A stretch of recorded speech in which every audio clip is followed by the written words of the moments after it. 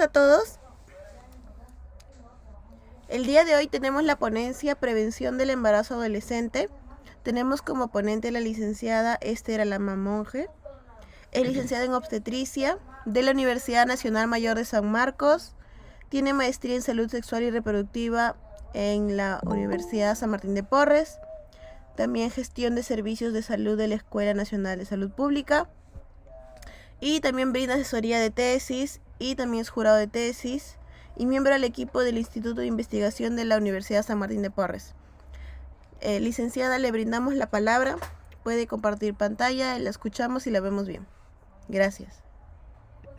Muchísimas gracias, buenas noches. Agradeciendo la invitación de ustedes para hablar sobre este tema tan importante que le ocurre a esta etapa de vida, que es la adolescencia.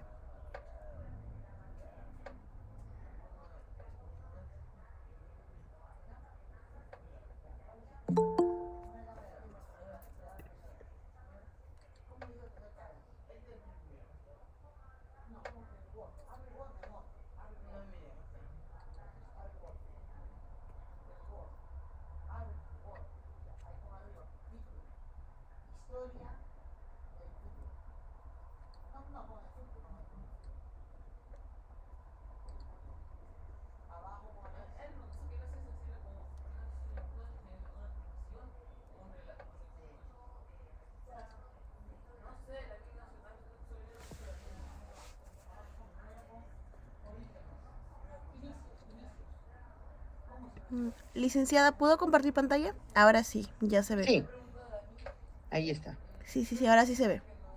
Ok.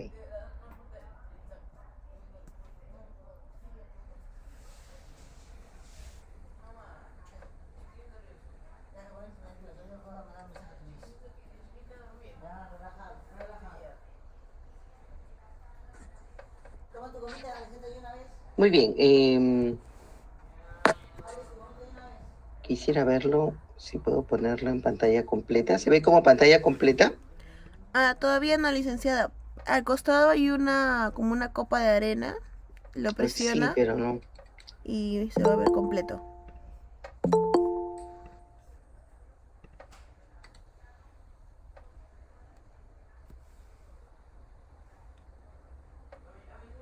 A ver, vamos a ver si es.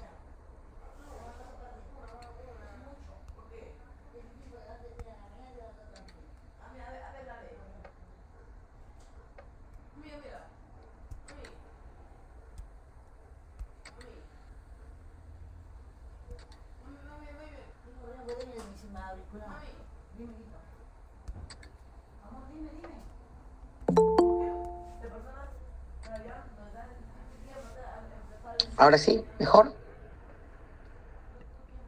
A ver, licenciada, un momento, creo que está cargando.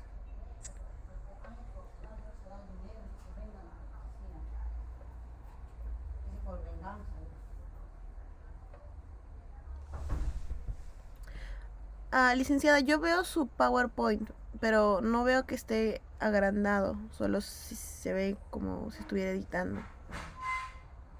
Oh.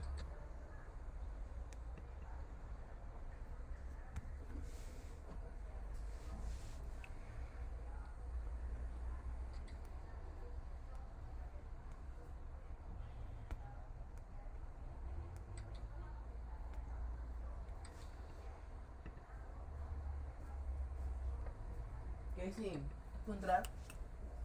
¿No? Ya.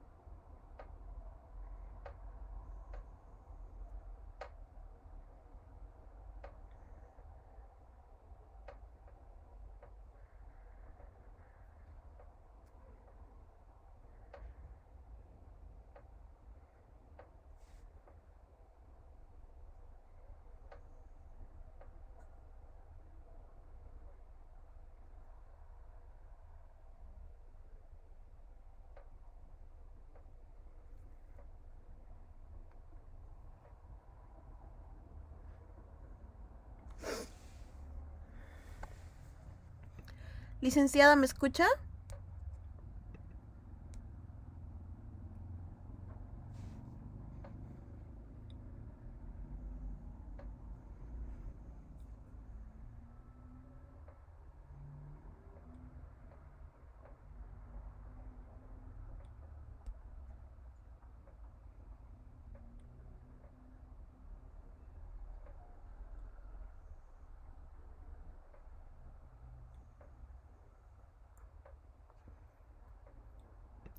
Licenciada, no tiene que presionar dejar de compartir, solo lo pone ocultar nada más.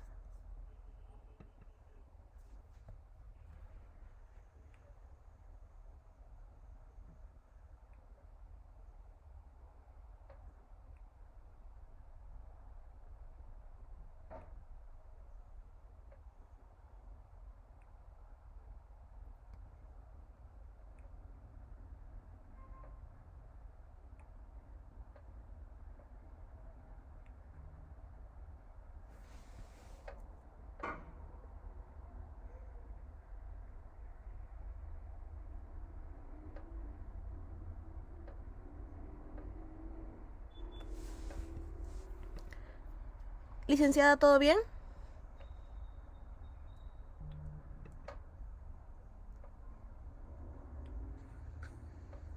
Sí, les preguntaba si estaban viendo la presentación. Sí se ve su presentación. O sea, sí se ve que está su PowerPoint, pero cuando pone, creo que está poniendo pantalla completa, ahí ya no se ve.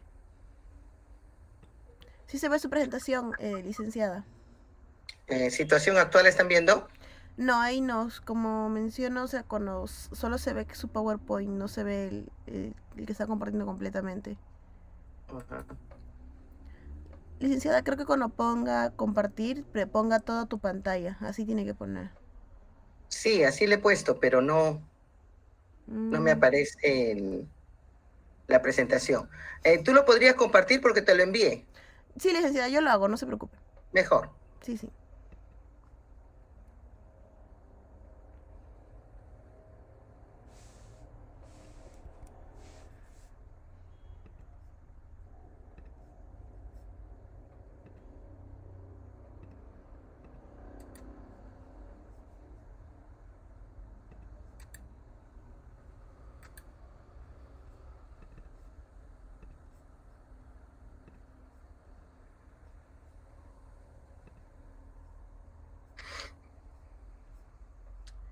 Bueno, comenzando un poco a analizar el tema del embarazo en adolescentes, tenemos en primer lugar que definir de qué etapa de vida estamos hablando, ¿no? La etapa de vida adolescente está clasificada entre las edades de 12 a 17 años, 11 meses, 29 días.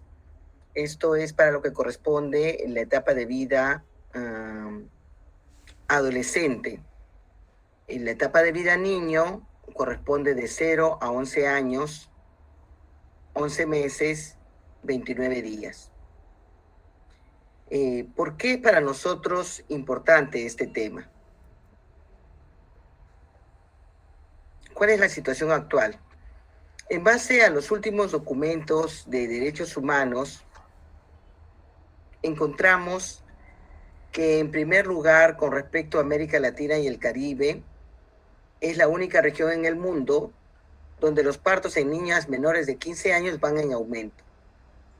Y es la segunda región con mayor número de embarazos en adolescentes entre 15 a 19 años. Eso para lo que corresponde a América Latina. Para lo que corresponde al Perú, 1 de cada 5 niñas menores de 15 años ha sufrido violación sexual, de los cuales se han denunciado solo el 15%. En las cifras que nos muestra el Ministerio de la Mujer y Poblaciones Vulnerables, encontramos que durante el año 2020 se han registrado 9.582 casos de violencia sexual, de los cuales el 66% fue por violación sexual, y de esta cifra, el 92.7%, es decir, más de 5.000, casos de violación fue contra niñas y adolescentes mujeres, lo que nos da un número muy preocupante, que diariamente en el Perú hay un promedio de 16 niñas y adolescentes que han sido víctimas de violación sexual. El siguiente, por favor.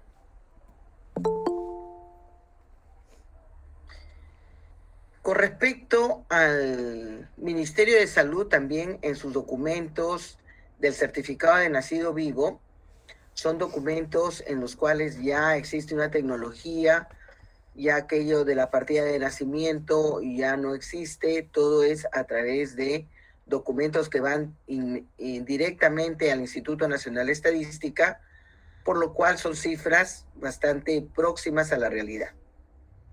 ¿Qué encontramos? Que en el 2019 existieron en edades de 0 a 19 años 53.308 nacimientos cuyas madres tenían el rango de edad de 0 a 19 años.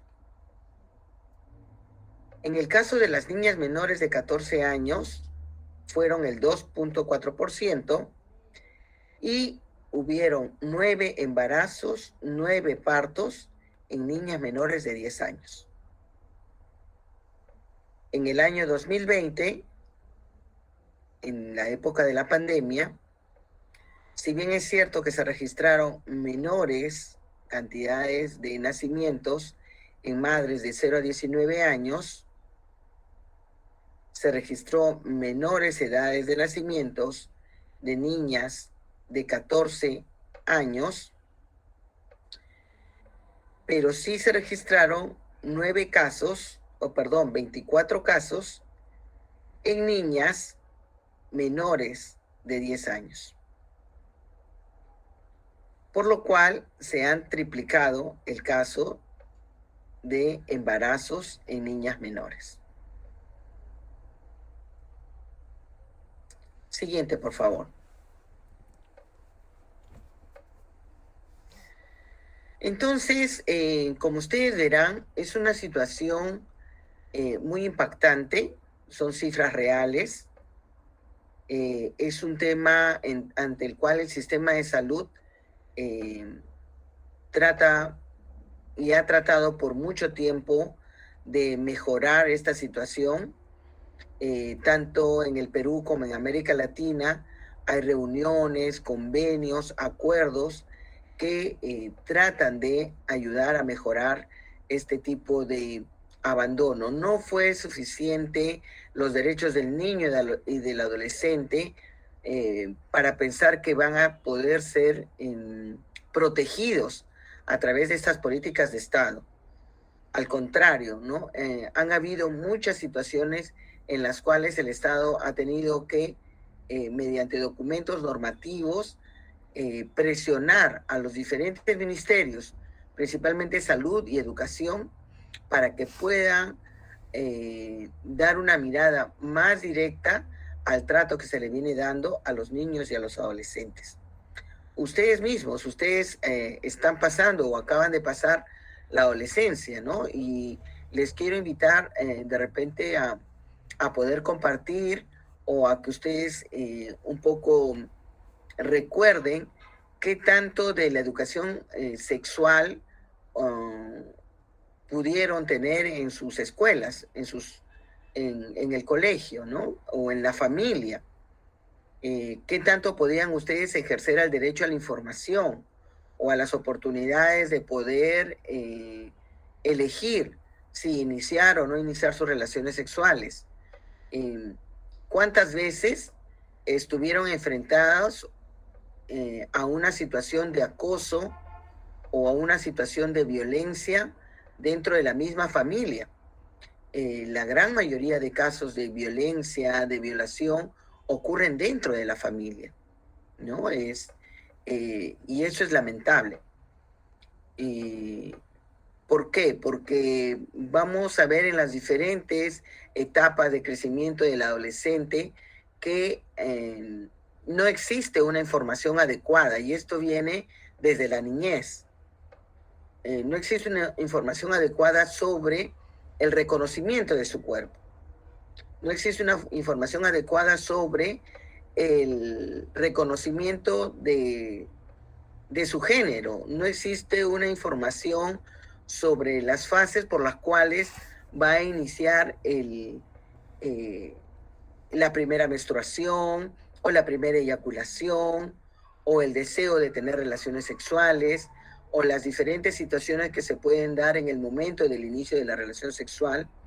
Entonces, este tipo de situaciones trae como consecuencias, lamentablemente, tanto a nivel individual como colectivo, la limitación al ejercicio de derechos y oportunidades para llegar a una vida adulta en los cuales por lo menos ya se tenga claro el plan de vida, ¿no? Ustedes están en la etapa de vida joven, la gran mayoría, si ya pasó la adolescencia, ¿no es cierto? Entre los 18 y los 29 años, ¿no? ¿Habrán podido resolver aquellos problemas que no pudieron resolver en la adolescencia? ¿Continuarán con este tipo de situaciones o de riesgos o de faltas de información? Podríamos conversarlo, ¿no? Muy bien. Siguiente, Casey, por favor. ¿Qué ocurre cuando una adolescente se embaraza? Es una realidad que 4 de cada 10 adolescentes que abandonaron la escuela lo hicieron debido a un embarazo. ¿Cuántos de ustedes seguramente recordarán en la escuela primaria o secundaria qué es lo que sucedió, ¿no? Hubo discriminación, ¿no? De parte de la misma escuela o probablemente de parte de los padres de familia de sacar a su hija de la escuela, por lo cual le limitó la educación y las posibilidades de continuar en el estudio. Según Naciones Unidas, el embarazo y la maternidad adolescente están directamente relacionados con bajos logros en la educación en términos de asistencia escolar, matrícula o conclusión de estudios. En el Perú, la deserción escolar por causa del embarazo y la dedicación a trabajos domésticos no remunerados se produce en 13,2% del total de mujeres entre 15 y 24 años. Y eso es cierto, ¿no? Lo hemos visto, lo palpamos continuamente y la misma sociedad es quien califica a la adolescente embarazada, ¿no? O al adolescente que embarazó a su pareja. ¿Y qué es lo que le dicen? Bueno, ustedes están en este momento ya esperando a un bebé, por lo tanto, tienen que buscar la forma de mantenerlo, cortan sus estudios, no hay apoyo de la familia y ese adolescente o el adolescente tienen que empezar a buscar trabajos domésticos mal remunerados, ¿no? Y con toda el consiguiente frustración de todo el plan de vida que tenían planeado, ¿no? Continuamos.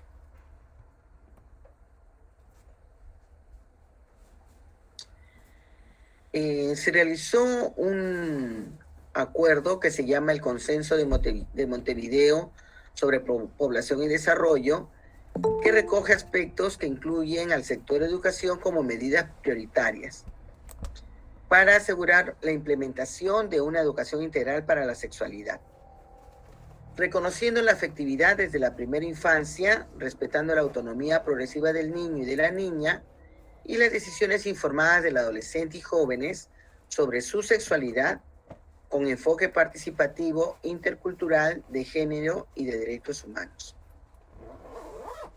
Cuando nosotros hablamos sobre la afectividad desde la primera infancia, el deseo de pertenencia, el deseo de amor, el deseo de ser integrantes de una familia, pues se comienza desde la primera infancia. Todo ello puede resultar si es que hubiera algún tipo de carencia, puede tener el deseo entre el niño, la niña o la adolescente de ese amor, de esa falta de protección que tuvo en los primeros años. Encontramos, por ejemplo, familias en donde los padres salen a trabajar, el niño o la niña se queda al cuidado de los familiares, en el mejor de los casos, o en el peor de los casos de los trabajadores, las personas, los asistentes de casa que ayudan, pero que no le dan amor o protección a ese niño o niña. Encontrando probablemente esa protección. Actualmente lo que encontramos, ¿no?, es la facilidad del Internet, ¿no? A través del Internet pensamos nosotros que podemos ayudar a mejorar o a llenar ese vacío de afecto y protección que el niño necesita. Otra de las cosas que lamentablemente la sociedad no ayuda es en el conocimiento del cuerpo del niño o de la niña. Cuando nosotros enseñamos al niño o la niña a reconocer las partes de su cuerpo, les enseñamos fácilmente lo que es la cara, la boca, las partes de sus manos, sus piernas, pero cuando tenemos que hablar de los órganos sexuales, tenemos allí un tabú. El tabú que se refiere a no nombrar al pene, el tabú que se refiere a no nombrar a la vulva, el tabú que se refiere a no nombrar a la vagina, a no nombrar el ano. Existen también situaciones por las cuales la mamá o el papá no le permite al niño o la niña tocarse sus órganos sexuales, ¿no? ¿Qué es lo que sucede? Siempre existe un rechazo, un insulto a la niña o niño que toca sus cuerpos, que toca su vulva, o que se está reconociendo las partes de su cuerpo, ocasionando que el niño o la niña vean esas partes como un sitio peligroso, un sitio que no deben tocar, un sitio que nadie debe descubrir. Y desde ya estamos limitando la autonomía del niño y de la niña, porque no le estamos permitiendo reconocer esa parte de su cuerpo que le produce placer. Porque en el momento que el niño o la niña se tocan el pene o la vulva o el clítoris, están sintiendo placer, ¿no es cierto? Entonces, ese tipo de situaciones en donde limitamos al niño o la niña a reconocer la parte de su cuerpo, estamos postergando ese momento que puede ocurrir con la prima, con el primo, con el enamorado, con el tío, con la tía, ocasionando lamentablemente lo que en el futuro va a ser una violación sexual, lo que en el futuro podría ser un embarazo no planificado. ¿Se dan cuenta? Muy bien, continuamos. Entonces, dentro del compromiso de los estados están priorizar la prevención del embarazo no planeado en la adolescencia mediante una educación integral para la sexualidad, ¿no? Y como les comentaba, no existe aún en el Perú una enseñanza clara y abierta sobre la sexualidad. Existe todavía estas situaciones en donde no hay una tolerancia, por una parte, y por otra parte, existe una mirada diferente de lo que se refiere la equidad de género, ¿no? Entonces, entre esas dos líneas, entre esas dos aristas, lamentablemente se va postergando una adecuada educación sexual a los niños, y por lo tanto seguimos teniendo y continuaremos teniendo lamentablemente estas cifras hasta que no exista una adecuada norma, una adecuada forma de dar una educación integral para la sexualidad. Lo cual conlleva a lo siguiente, que es el acceso oportuno y confidencial de la información. Un adolescente tiene todo el derecho de acercarse a un establecimiento de salud, de acercarse a un departamento psicopedagógico, de presentarse ante un centro de consejería para hablar libremente sobre sus deseos, sobre su necesidad, sobre las situaciones que le están pasando en el reconocimiento de su género, pero lamentablemente ni los establecimientos de salud, ni los centros educativos, ni las familias le dan una adecuada información o asesoramiento con tecnologías a los adolescentes. El Estado también debe de proveer servicios de calidad que garanticen el acceso a métodos anticonceptivos modernos, seguros y eficaces, incluida la anticoncepción oral de emergencia. Si esto es así, ustedes deberían saber de que todos los establecimientos de salud pueden entregar a todo adolescente que acuda y que necesite, puede hacer la entrega de un método anticonceptivo, comenzando por el condón, por ejemplo. Los condones de los establecimientos de salud, es decir, los condones que el MINSA entrega, son condones que tienen el 99.9% de calidad. Lo que muchos probablemente de población cree que los medicamentos no son de buena calidad o son medicamentos que no brindan una seguridad para la relación sexual, lo cual es totalmente lo contrario. Las píldoras anticonceptivas también pueden ser entregadas a los adolescentes y a los jóvenes en cualquier establecimiento de salud. Los inyectables hormonales, los inyectables mensuales o trimestrales también pueden ser otorgados a los adolescentes o jóvenes que deseen iniciar sus relaciones sexuales.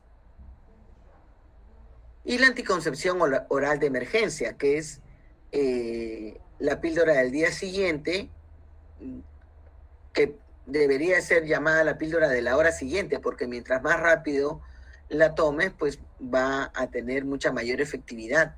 Pero, como muy bien dice su nombre, es una anticoncepción oral de emergencia. Es decir, para ser usadas una vez al mes, porque va a cambiar todo el ciclo menstrual. No es la anticoncepción oral de emergencia para usarlo cada 2 días o cada 3 días, porque no va a ejercer su acción correcta y podría haber una falla de método. Otro compromiso del Estado es fortalecer las políticas y programas para evitar la deserción escolar de las adolescentes embarazadas, ¿no?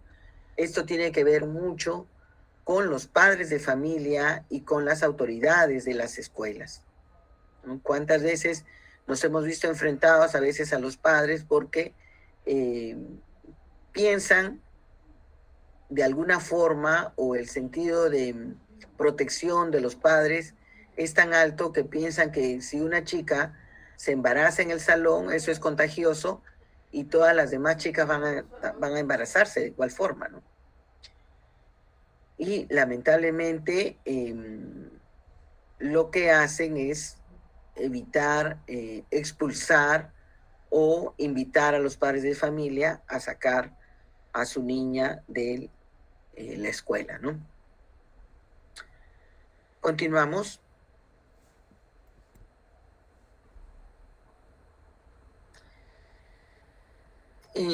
Hablamos como Estado, hablamos como sociedad y ahora hablemos como qué es lo que le sucede a la niña y al adolescente cuando se embaraza, ¿no? Entonces, como ser humano integral, nosotros tenemos que ver al ser humano en las diferentes situaciones por las cuales este ser humano, llámese niña o adolescente, va a cursar durante su embarazo. En primer lugar, las consecuencias físicas. En segundo lugar, las consecuencias mentales, emocionales y sociales. Y luego las consecuencias económicas. En las consecuencias físicas. La siguiente, por favor.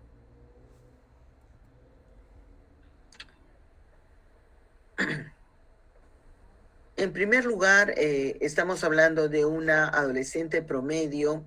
En Lima, hemos visto, sí, adolescentes que llegan a los 12 años embarazadas, en su gran mayoría producto de violación por familiar cercano, por lo cual la niña no habló hasta que el embarazo se notó y la madre comúnmente ya la lleva al quinto o al sexto mes. Por lo tanto, el hecho de que una adolescente comience a agravar el embarazo justamente es porque no acude tempranamente a recibir atención. ¿Esto qué hace? Que nosotros no podemos hacer un diagnóstico inicial de cómo inicia el embarazo la adolescente. Y por lo tanto, casi siempre la enfermedad con la que transcurre la adolescente en el embarazo es la hipertensión arterial gravídica o inducida, ¿no? Es la preeclampsia, una de las enfermedades más frecuentes en el embarazo. La otra consecuencia física es el parto pretérmino.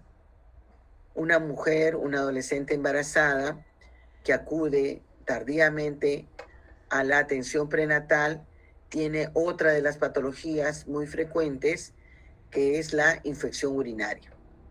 La infección urinaria ocasiona, en el 50% de los casos, el parto pretérmino, es decir, partos que se inician a partir de las 34 semanas.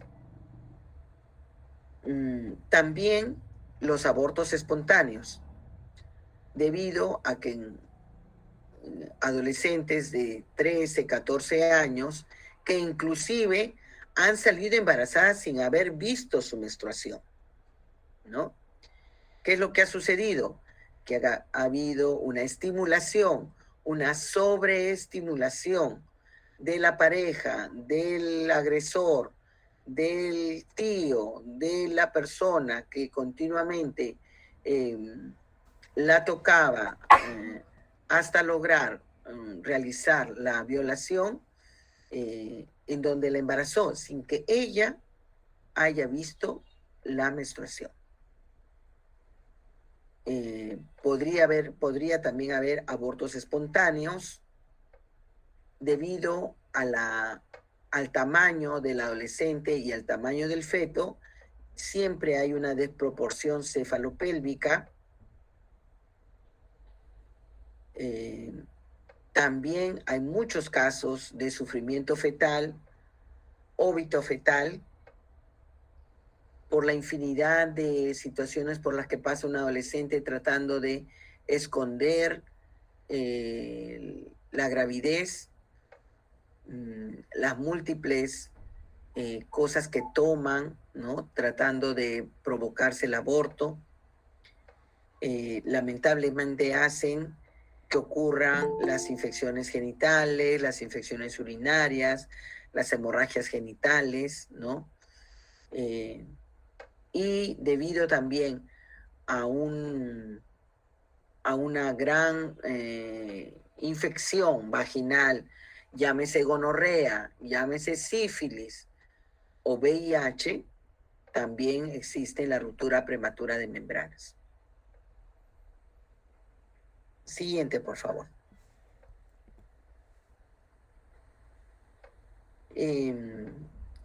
¿Qué pasa con los niños de las madres adolescentes? Un gran porcentaje también tienen bajo peso al nacer, hay prematuridad hay un aumento de morbilidad y mortalidad por daño neurológico. La desnutrición materna es un factor importante que influye en los recién nacidos de bajo peso y otras complicaciones asociadas con la violencia durante el embarazo, el aborto espontáneo, el trabajo de parto prematuro y el bajo peso al nacer. Siguiente, por favor.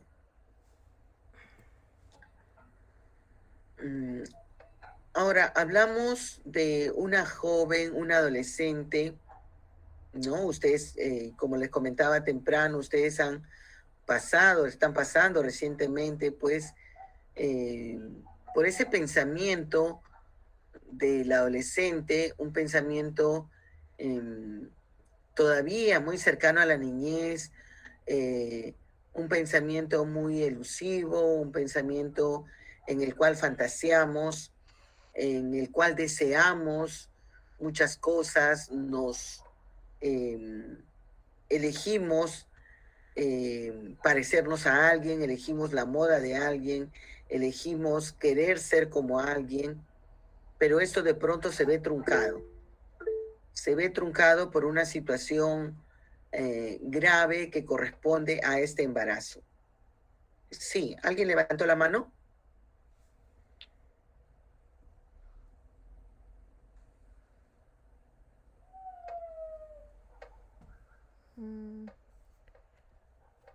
Sí.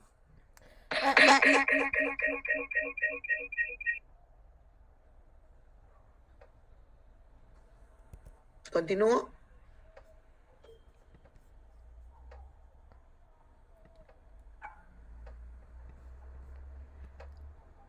Licenciada, creo que alguien levantó la mano, sí, pero ya la bajó, puede Sí. continuar. Ah, ok. Sí, no, si quisieran preguntarme algo, no hay problema.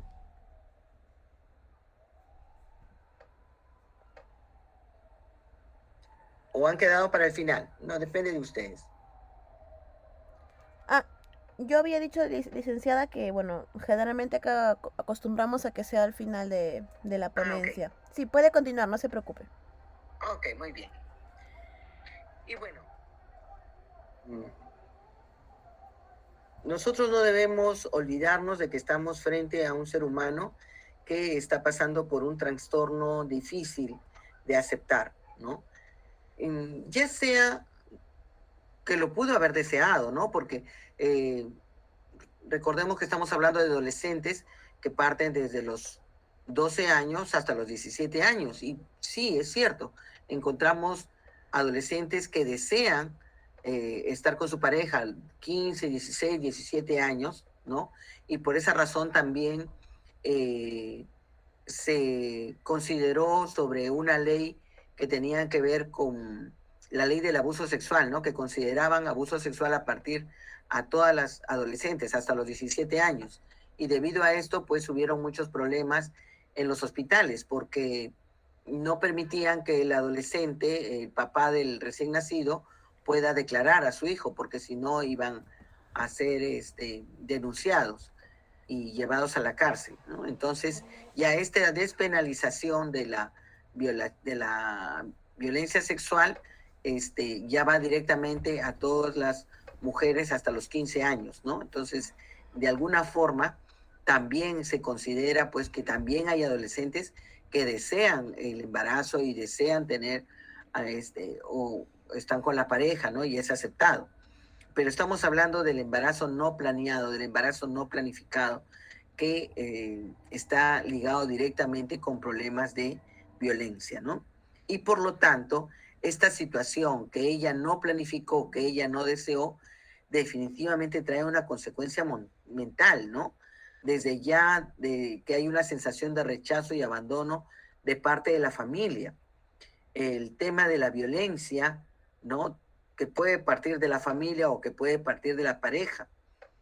Lo que le lleva pues a los graves trastornos de depresión, ansiedad, inseguridad, que en algunos casos podría llevar al suicidio, o en los casos en donde la niña o adolescente, debido a que no puede cargar con esta responsabilidad, eh, trata de deshacerse, ¿no?, del niño o del recién nacido.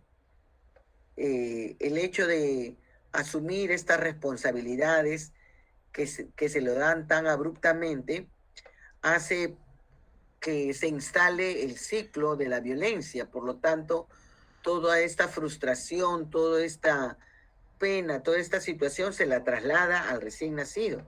Y encontramos igualmente, ¿no?, también recién nacidos eh, que están sufriendo de violencia o de desnutrición. Eh, Obliga pues la aparición de un embarazo en el adolescente dentro de la familia también a todo un cambio, ¿no? Todo un cambio que tiene que haber en, en, en la reestructuración de las acciones que realiza la familia, ¿no? Entonces, esto también da como consecuencia un problema social. Siguiente, Kingsley.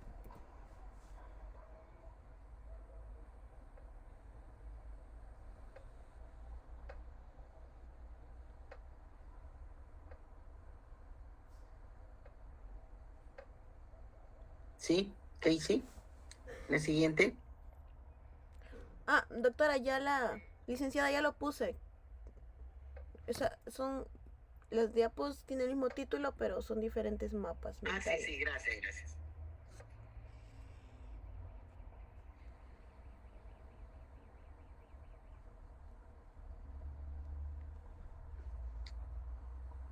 De acuerdo a la Organización Mundial de la Salud, las adolescentes están enfrentando este tipo de afectaciones, eh, lo cual también les va a dar como resultado un problema luego en su vida sexual.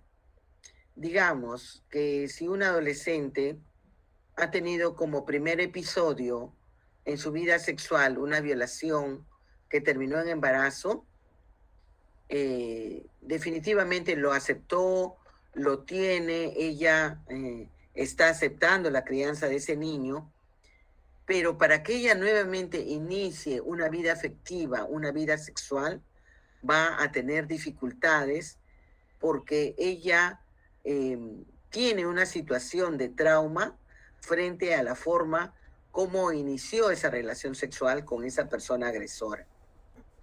En ese sentido, han existido muchas mujeres que tienen toda esta situación que han tenido que ser de alguna forma solucionadas con un apoyo psicológico, con un apoyo psiquiátrico. Todo esto, pues, lamentablemente van fomentando barreras que le van a dificultar a la mujer poder relacionarse como corresponde con las diferentes personas con las que en el futuro va a poder encontrar. Igualmente pasa con los niños, ¿no? Los niños también de las madres adolescentes igualmente, ¿no? Están, de alguna forma, se podría instalar en ese momento una situación generacional de violencia y que puedan afectar su estabilidad en el futuro. La siguiente, por favor.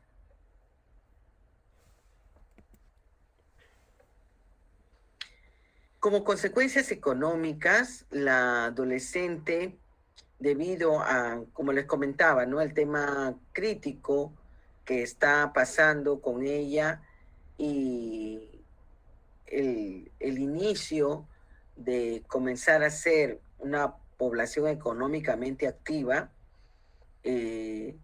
corta por completo la posibilidad de que pueda ser un capital humano bien remunerado. Por lo cual se perpetúan las inequidades, ¿no?, en la transición de la vida adulta. Limita los derechos, existen altos costos económicos y sociales. Las mujeres que tuvieron hijos en la adolescencia siempre se van a enfrentar a mayores dificultades para conseguir un empleo. Están más predispuestas a trabajar con empleos en peores condiciones laborales. Las mujeres que han tenido embarazos no deseados, que concluyen también en abortos, digamos, que podrían ocasionar la muerte, ¿no? Si es que se hacen en lugares, pues, clandestinos. Con respecto al aborto, se calcula a nivel mundial que existen aproximadamente 5,6 millones de abortos en adolescentes de 15 a 19 años. Al menos la mitad pueden considerarse como abortos en condiciones peligrosas, ya que es practicado por personas que carecen de las debidas destrezas. Ante esto, yo quisiera también mencionarles que acá en el Perú existen infinidad, ¿no? Infinidad de lugares que vemos en los paraderos, ¿no? Diagnóstico de embarazo, te solucionamos el problema de tu regla, o ahora ya por internet, ¿no? Te ofrecen la venta de pastillas abortivas, ¿no? En la venta de pastillas abortivas que ya es Vox Populi, ¿no? El misoprostol es el nombre de esta pastilla abortiva que lo venden en las farmacias clandestinamente. Normalmente su costo es menos de 2 soles, creo, pero como lo vende, porque el misoprostol es un medicamento que se utiliza para las personas que tienen úlceras sangrantes. Y bueno, se descubrió que también es abortivo para mujeres de menos de 8 semanas.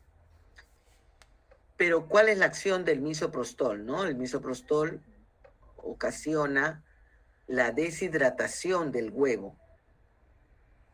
Es decir, el huevo, el embrión de 5, 6, 7 semanas, debido al misoprostol, se deshidrata. Se rompe la pequeña bolsa que está formada y se deshidrata y el embrión muere por deshidratación. Y se expulsa, el cuerpo humano lo expulsa, pero expulsa solo el embrión. No expulsa la pequeña placenta, ¿no? Los otros tejidos que se están formando en protección al embrión. Por lo cual, esto que se queda dentro del útero va a originarle en esta adolescente una infección. Una infección tan peligrosa que puede llegar hasta la histerectomía, ¿no? Entonces encontramos muchas jóvenes adolescentes que llegan al establecimiento de salud con dolor, más que con sangrado, con dolor, con fiebre, y cuando hacemos la historia clínica nos encontramos con chicas, con adolescentes que tienen retrasos menstruales y que le vendieron estas pastillas para regularizar la regla, ¿no?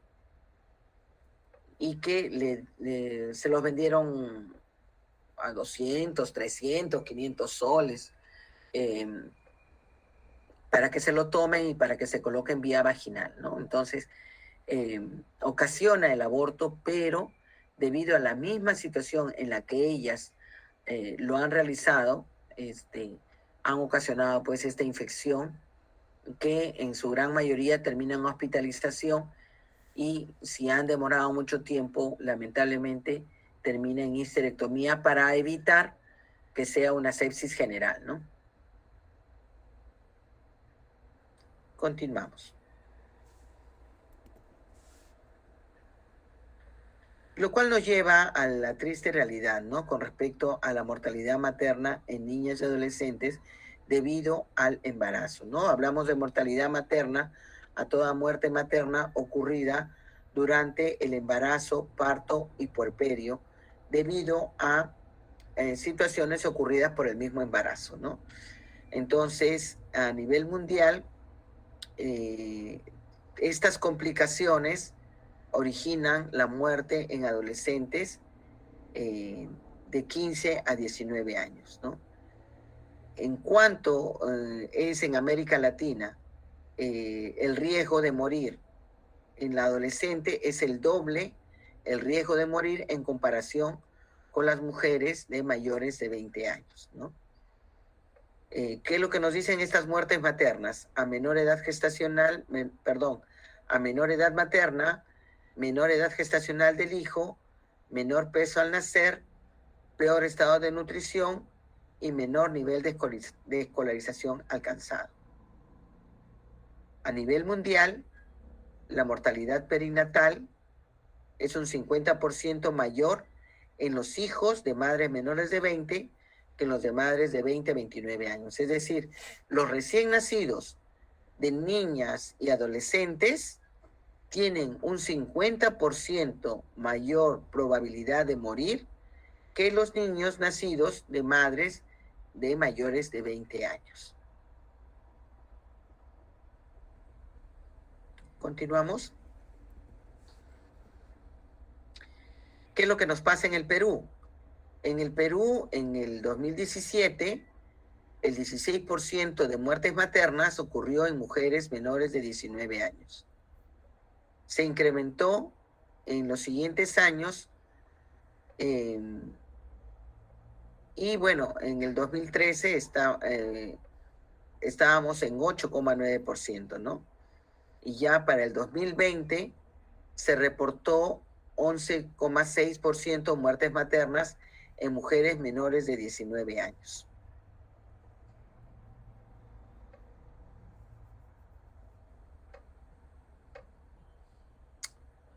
Continuamos. ¿Qué es lo que debe tener un servicio de salud para ayudar a mejorar la salud sexual y reproductiva de los adolescentes? Deben haber profesionales médicos y personal capacitado, calificados. Cuando nosotros hacemos una consejería al adolescente, tenemos que estar capacitados para no ver frente a nosotros a nuestro hijo, hija, y al contrario, tratar de entendernos cómo éramos nosotros cuando éramos adolescentes. Porque lo primero que nosotros o que el personal de salud o el médico trata es de decirle al adolescente, bueno, ¿sabes qué? Tú no estás en edad para estar acá, tú no debes tenerlo, tú no lo tengas o no continúes, pero el adolescente tiene un pensamiento que está muy lejos de entender que estás frente a un riesgo. Por eso es que al adolescente le gusta subirse a una moto, por eso es que al adolescente le gusta practicar ¿no? juegos muy peligrosos. Él no entiende el riesgo que está corriendo. Entonces, lo que nosotros tenemos que tratar de hacer con el adolescente es tratar de ser su amigo, para que él pueda contarnos las dificultades por las cuales está pasando. Porque si no es así, no estamos realizando una buena consejería al adolescente. Por eso es que es muy importante la capacitación. Hay que tratar de tener establecimientos, servicios, programas que ayuden al adolescente a entender que puede vivir su sexualidad, pero que también puede comenzar a pensar en el plan de vida, disfrutando su sexualidad, disfrutando la asertividad, aprendiendo a decir no y empezar a construir su autonomía, principalmente en las adolescentes, ¿no? Disponer de métodos anticonceptivos esenciales y dar asistencia en casos de aborto y posaborto, así como el tratamiento de las infecciones de transmisión sexual y del VIH. Los servicios deben estar basados en prestar servicios con los cuales la conciencia del profesional no debe ser un obstáculo para acceder a los servicios, ni la religión, ni la forma como se viste, ¿no? Ni los estereotipos que a veces en la sociedad le ponemos al adolescente. Siguiente. Ok, sí, ¿puedo entrar? Deben haber servicios accesibles y esto significa que estos servicios deben estar en la escuela, deben estar en el barrio, deben estar en la universidad, ¿no? En los cuales yo pudiera tener acceso a la información y acceso también a poder utilizar métodos anticonceptivos. Este acceso a la información no debe menoscabar el derecho a que los datos y la información personal relativos a la salud sean tratados con carácter privado y confidencial, ¿no? El adolescente debe ser respetado en su confidencialidad para que él siga siendo, acudiendo al servicio de salud. Siguiente, por favor. La aceptabilidad, ¿no? Y es lo que les decía, ¿no? ¿Cómo es que el servicio acepta al adolescente?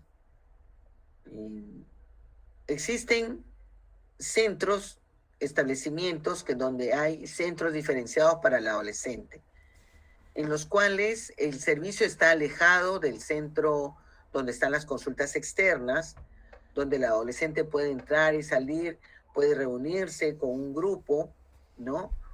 Y en donde se pueden conversar temas referentes a su salud. Y dependiendo inclusive de sus preferencias o de las situaciones específicas que cada niño o adolescente lo requiera según su cultura y su género. Ello no se puede utilizar para justificar la negativa a proporcionar establecimientos, bienes, información y servicios adaptados a grupos específicos, ¿no? Nosotros, si bien es cierto, no tenemos todos los bienes o infraestructura necesaria, eso no puede ser un motivo para no atender a cualquier tipo de adolescente de cualquier género o de cualquier ideología que tenga. Siguiente, por favor. Entonces, estos servicios deben tener calidad y la calidad tiene que ver con el punto de vista científico, tiene que ver con personal capacitado, con innovaciones técnicas, tecnológicas, tiene que ver con incorporar todas las innovaciones tecnológicas que pueden haber en la prestación de servicios de salud, así como los medicamentos en relación con el aborto, la asistencia médica para la procreación y los avances en el tratamiento del VIH y SIDA. Nosotros actualmente tenemos, por ejemplo, los centros especializados para los pacientes que viven con VIH. Y sí tenemos adolescentes que viven con VIH, ¿no? Y a ellos pues hay que tratarlos con mucha calidad en el sentido de respetar sus derechos, respetar la confidencialidad, respetar su género, respetar la forma como ellos están enfrentando esta situación. Siguiente.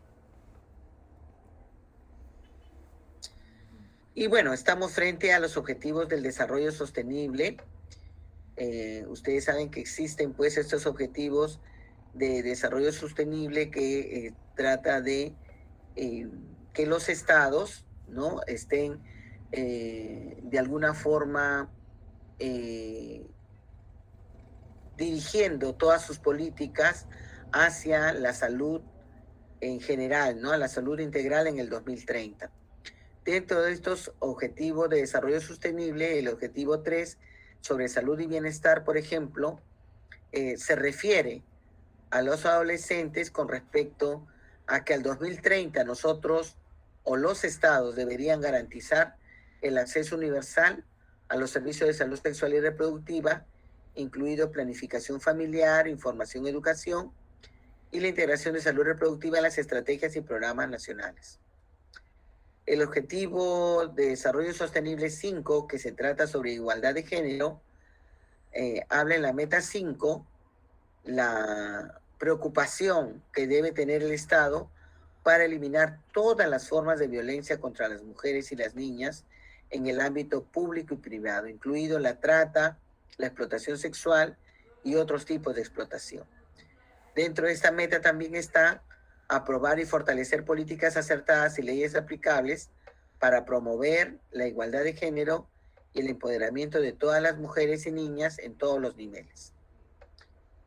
Y en el Objetivo de Desarrollo Sostenible 10 es la reducción de desigualdades, que tiene que ver con la importancia que debe darle el Estado a la igualdad de oportunidades y reducir la desigualdad de resultados, incluso eliminando leyes, políticas y prácticas discriminatorias y promoviendo legislaciones políticas y medidas adecuadas. Bueno, eso sería todo. La siguiente, Casey, ahí acaba, creo, ¿no? Muy bien.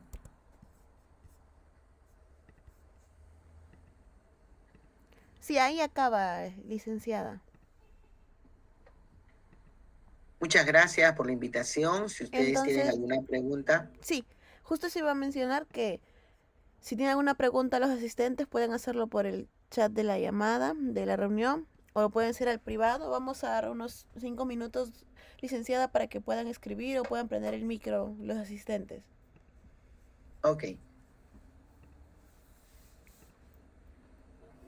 Ahí deben estar.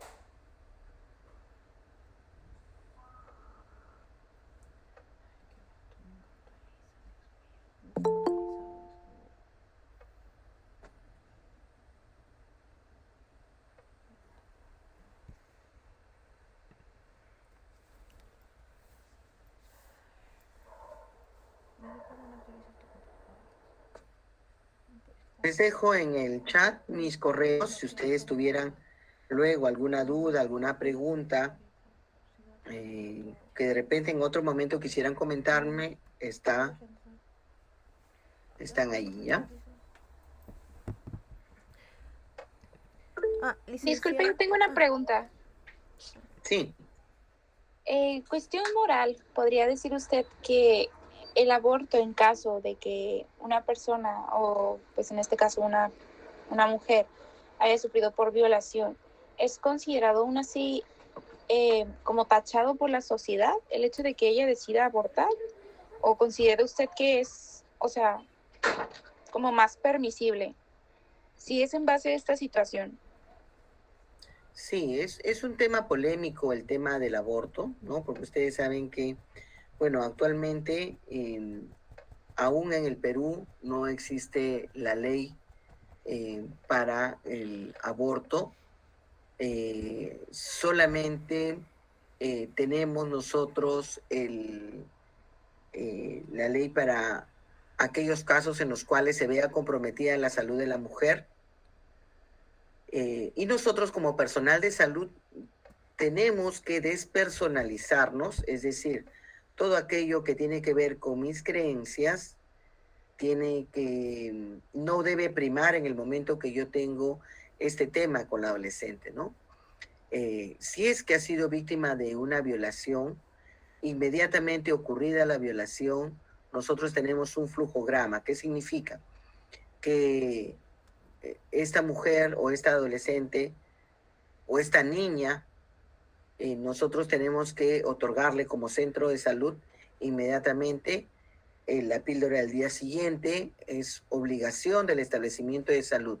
Si alguna adolescente ha pasado por una situación de una relación sexual riesgosa, acudir al establecimiento de salud y nosotros gratuitamente le tenemos que otorgar la píldora del día siguiente hacerle una prueba del VIH, una prueba de sífilis y otorgarle un tratamiento TAR, es decir, un tratamiento preventivo de VIH.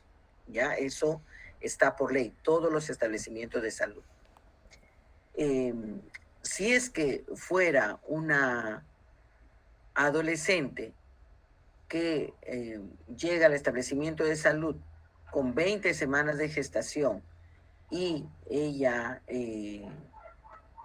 refiere que ha sido violada, tenemos nosotros que igualmente hacer la denuncia, ponerla en manos del Ministerio de la Mujer y ponerlas en manos del psicólogo, de todas las personas que pudieran colaborarnos en el sentido de que si ella en ese momento no está cursando con alguna enfermedad que pudiera poner en riesgo su salud, no podríamos hacerle el aborto terapéutico. Pero sí podríamos darle la salida de dar en adopción a ese niño, ¿no? También existe esa posibilidad. Y por supuesto, la denuncia inmediata del violador, que en la gran mayoría de los casos lamentablemente es el padre o el familiar directo, ¿no? Licenciada, me ha llegado otra pregunta. Dice, ¿cómo se podría abordar a una menor de edad para poder iniciar el considerar la opción de poder ofrecerle ir a algún centro para que reciba consejería? Bueno, es muy importante conversar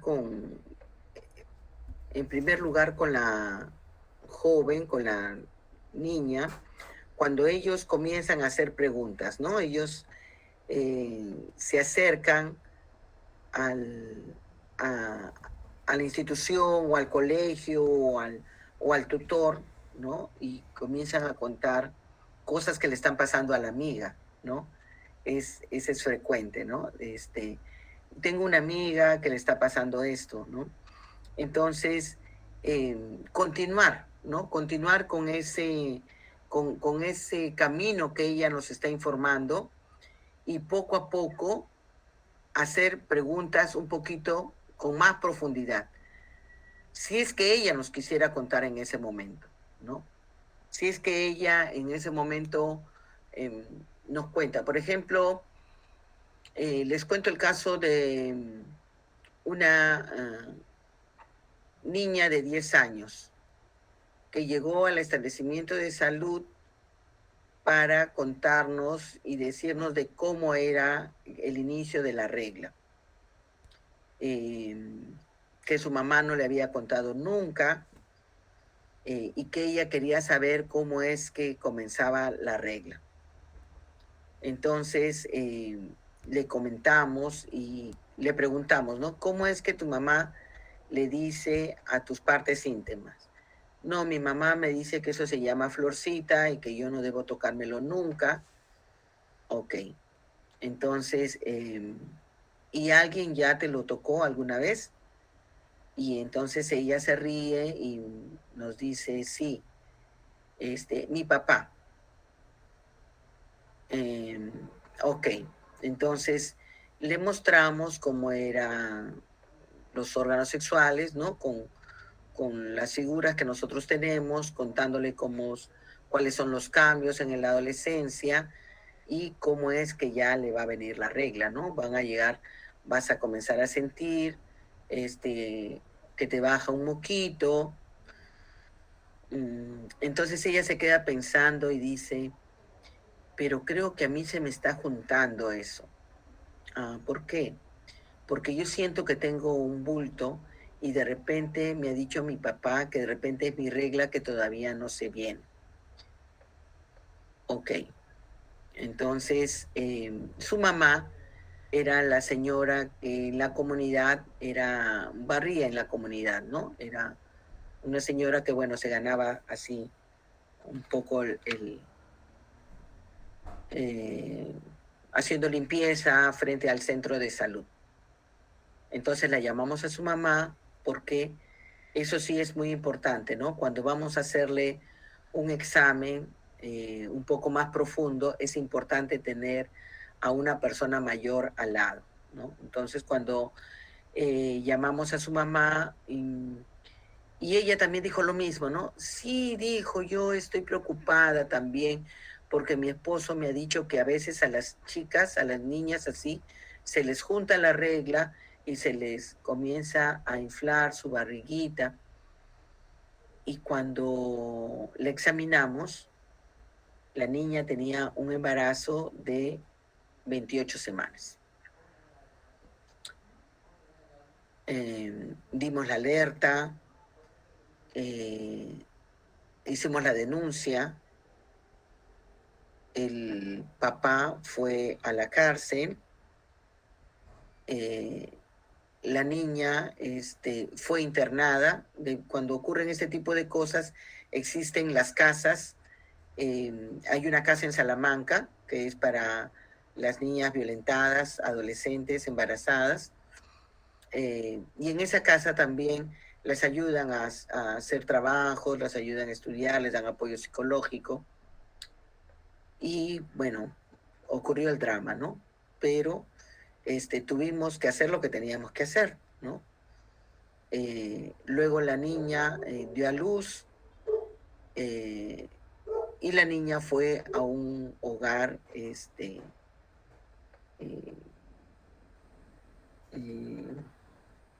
donde la adoptaron, ¿no? Adoptaron al niño recién nacido, ¿no? Luego ya la jovencita, he tenido la suerte de volver a verlas. La jovencita estudió, tiene actualmente una pareja, tiene hijos,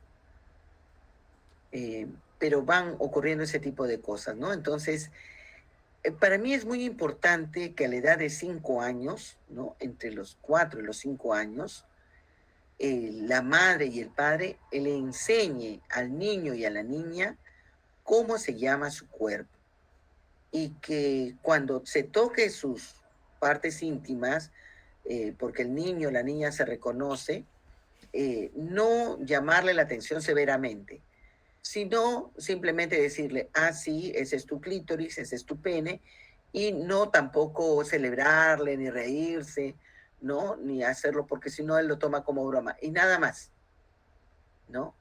Pero que él aprenda a tocarse su cuerpo y aprenda a denunciar cuando otra persona lo toca, ¿no? Incluyendo su papá y su mamá, ¿no? Entonces, eso es muy importante, ¿no? De tal forma que ya ellos van aprendiendo a reconocerse.